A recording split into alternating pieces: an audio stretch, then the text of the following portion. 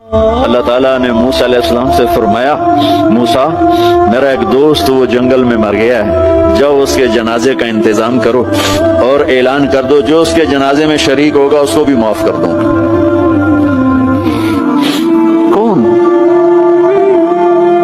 زندگی میں سوائے گناہوں کے ہے کچھ نہیں، اور آخر وقت کی منت اور خوشامد پہ کیا فیصلے ہو رہے ہیں۔ لوگوں نے دوڑ لگائی، آگے دیکھا تو وہی نوجوان شرابی، زانی، جواری، بھیڑا۔ موسیٰ